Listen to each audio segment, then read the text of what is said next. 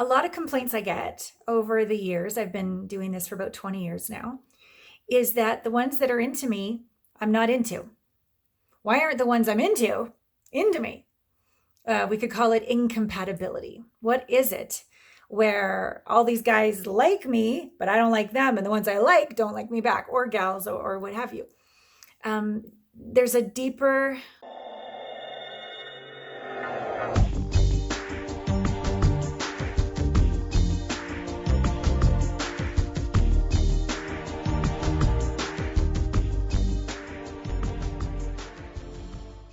signs that he's really into you. Allana Pratt here, your intimacy expert, host of the podcast, Intimate Conversations. For me, it's always been pretty obvious if someone's into me, they'll, ask me out pretty straight, or they'll want to help me or fix things, or they'll want to do things that they do well, like with their muscles or with their artistry or with their verbosity, their voice, the way they write, the way they speak, whatever it is where they have a superpower, mow the lawn, whatever it is, something that they can do well, they want to impress you. They're into you. And so if you are sort of feeling sometimes even a little bit of nervousness as they are doing these things, it's because they want to look good in your eyes. They want to impress you. They want to be of value to you. They want to be your hero. So those are some signs in general that they're into you. A lot of complaints I get over the years, I've been doing this for about 20 years now, is that the ones that are into me, I'm not into. Why aren't the ones I'm into me? We could call it incompatibility. What is it? Where all these guys like me, but I don't like them, and the ones I like don't like me back, or gals, or what have you. There's a deeper, we could call it an intimacy blind spot. We could call it, there's a pattern where, because everybody's out there. In reality, everybody's out there. In the field of reality, everybody exists. But we have an experience of only half of reality, what we don't want, and we don't have the experience of the other half of what we do want. And generally, because that's our point of view, that's what we're focused on, it's a sign that there's an unintegrated wound that your subconscious self is trying to resolve.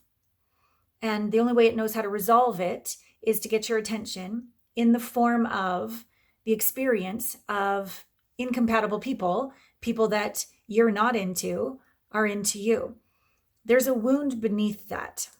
One way of looking at it could be like, well, what do you love about people that are not into you being into you? And you're like, nothing.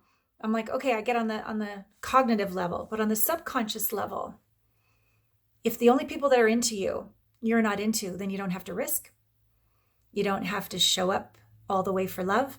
You don't have to fully open your heart. You don't have to risk getting hurt again. Isn't that convenient to the wound? Yes. So if that is what's happening to you, that you are attracting people that you don't have any reciprocal feelings about, I think it's a sabotaging mechanism that's trying to keep you safe from getting hurt again, but it's actually keeping you alone. It's actually, if we let it run its way, have its way with you, is going to end up dying alone. Or end up dying feeling alone, even though you're with somebody that you don't really want to be with, which feels horrible, right? Waking up beside that person who doesn't see you, never has, doesn't have the capacity, right? It's like a slow death. And so I encourage you, if this is a pattern for you, you're either into people that aren't into you, or the people that are into you, you're not into. We could call it the compatibility issue. Something deeper is going on. And until you resolve it, it's just going to be crazy making and lonely and frustrating, when all along you could heal that unintegrated wound. You could heal that wounded heart that is literally programming you to only be attracted to not good fits, because it's trying to protect you, but it's actually repelling the very love you desire and deserve. So one way to handle this is to figure out what the friggin' blind spot is. Okay, figure out what this unhealed wound is so that you can do the work and heal it, so that you can have the experience of somebody that you actually really are into, who's into you. And you have the courage and the skills and the capacity to both give love and receive love. Be able to lean into conflict and allow it to make you stronger over time, and find a partner that does the work like you do. And you can grow together in a soul-shaking, conscious relationship that is not only fulfilling for yourself, fulfilling for each other, but also an inspiration to the planet. This planet could use a little more love, right? So we'd love to support you with that. A great way to begin is actually having an intimacy breakthrough experience with my extraordinary intimacy success advisor, Natalie. You simply register at allanapratt.com/connect. So let's figure out how to dissolve this incompatibility so you can have compatibility and quite enjoy being sought after many who are magnificent fits. You get to even choose. That would be a very high level problem, wouldn't it? All right. We look forward to supporting you and having that and so much more.